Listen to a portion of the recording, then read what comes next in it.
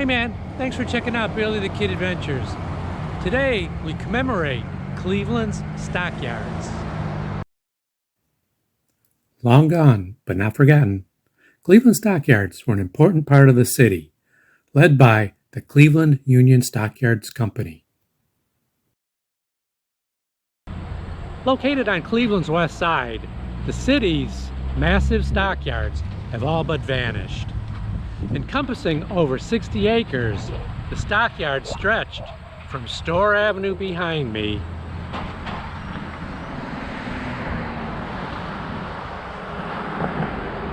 down to Clark Avenue, and were centered here around West 65th and the adjacent streets.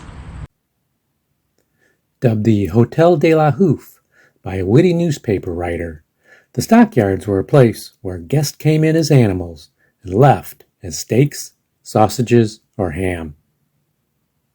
At their peak, the stockyards and their associated meat industry businesses were Cleveland's third largest employer. Most people don't realize just how large Cleveland stockyards actually were. Here's an aerial view of the stockyards, showing how massive the area was.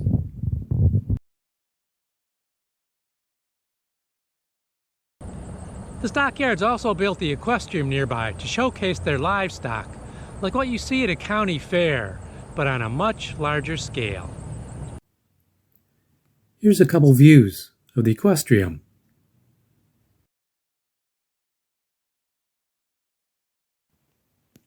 The equestrium also hosted other entertainment events as a competitor to downtown's Public Hall. After a decade of not performing as well as hoped, the equestrium was sold and converted to become the Rollercade.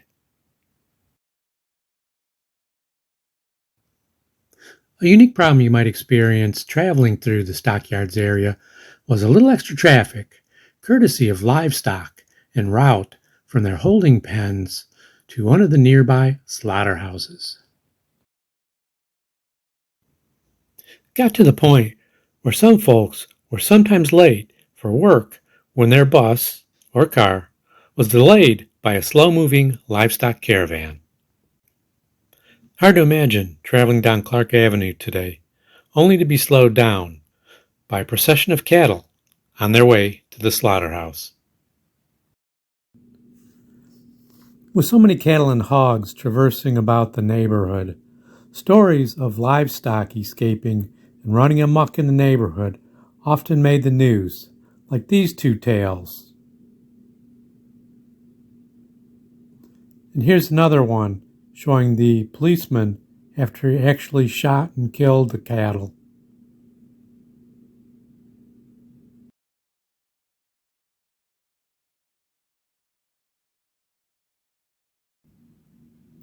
Here's a story in which a 450-pound hog escaped, was hit by a car, caught and escaped again, only to ultimately be gunned down by the police. And finally, the tale of a steer that made it all the way to Edgewater Beach, plunging into Lake Erie, perhaps trying to swim to Canada, but not succeeding.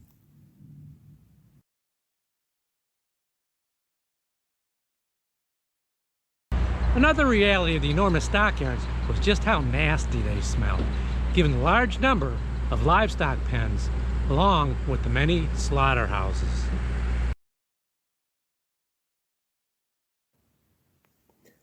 Here's how others from the neighborhood described the smell from the stockyards.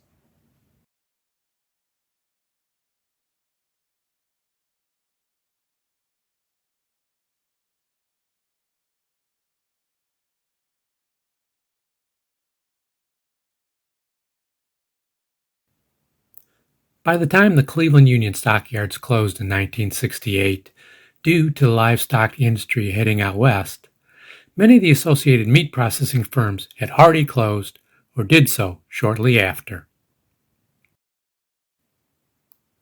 Today, there's no trace for the stockyards' most well-known meat processing facilities, such as former beef merchandiser Earl C. Gibbs Incorporated, located on West 65th Street. Once one of the Stockyards' most prominent businesses, today the location is home to an auto wrecking firm.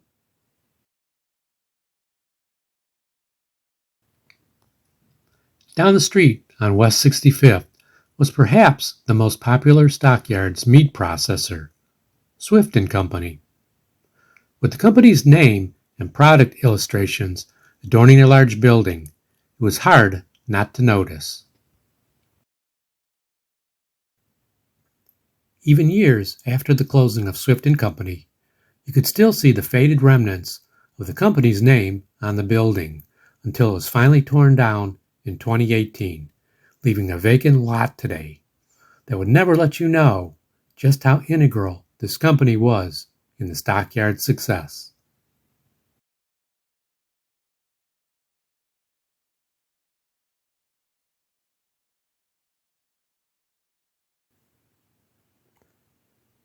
Another Stockyards company known for its pork products, Thorir Norton Provision Company, was also reduced to rubble recently in 2022. Here's a look at their building right before it met the wrecking ball.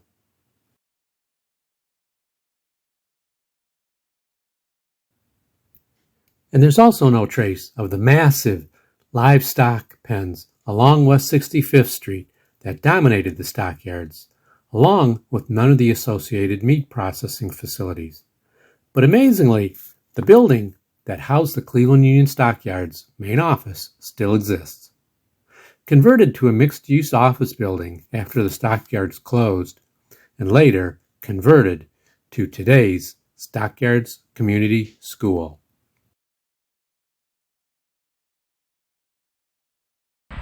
And the railroad cars carrying livestock would come down the tracks that ran parallel with West 65th and then unload the animals into the adjacent stockyards.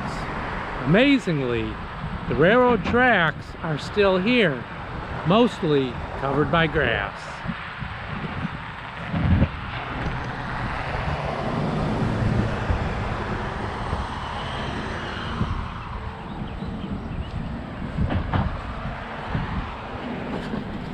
Here's an aerial view showing the railroad tracks running parallel to West 65th Street, where the train cars would unload the livestock to the stockyard pens.